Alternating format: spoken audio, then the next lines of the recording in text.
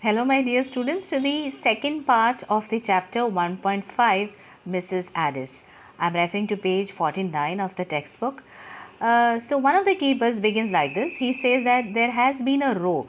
Row meaning there was some noise, and the noise was because there was a chap who was snaring rabbits who had come to hunt for rabbits, and Tom was there, who was walking with the boorman are the localites of England, and the old crotch. And while they were there, they heard some strange noise. Okay, and so because it is dark, they could not make out who it was, and that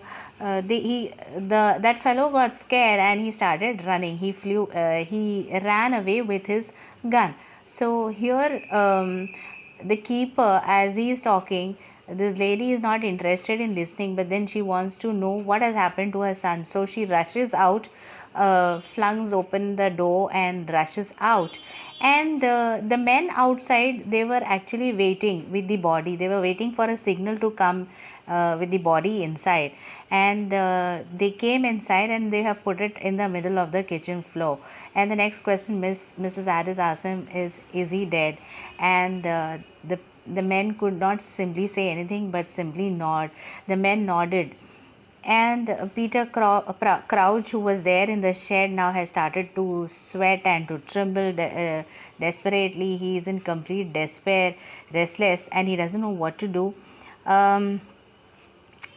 Now Mrs. Addis has lost her control, and now she's sitting in an old basket armchair. And one of the men suggests that they could bring Mrs. Gain from Iron Latch Cottage, because in this delicate moment there has to be somebody to look after Mrs. Addis. And they promise Mrs. Addis that whatever has happened, this fellow needs to be punished. We will see him that he is hanged. And they continue saying that they did not see the face, but then definitely he had got the gun, and he threw it in the bush. After he got scared, he fired the gun, and then he threw it into the bushes. And they have the full confirmed doubt that it could be Peter Crouch, because he was sacked off for stealing corn. He was dismissed for stealing corn. But then, Tom has always been good to Peter Crouch. So how could he do that?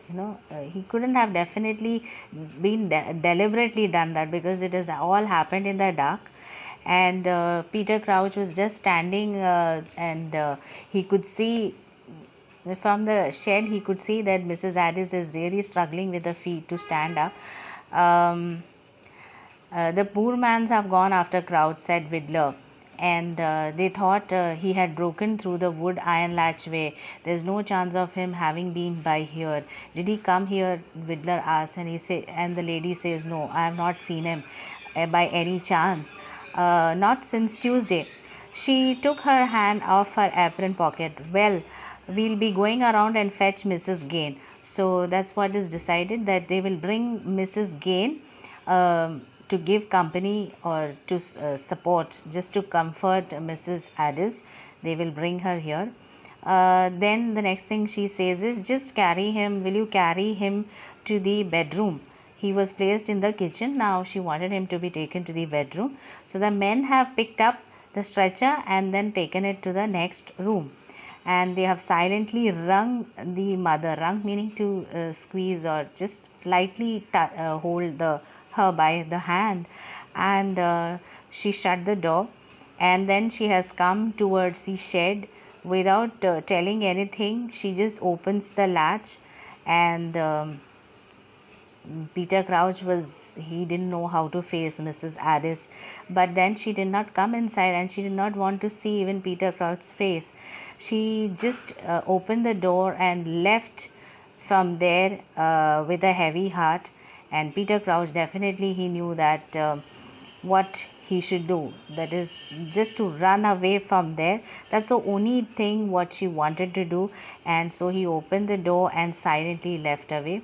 This lady was in no way wanted to take revenge of the situation, of the fact that she had lost her son because of Peter, but then she didn't want to take the revenge, and also that she had kept her word that she would not tell this fact to anybody. And so does the story end here. So I hope you must have understood this chapter. Thank you.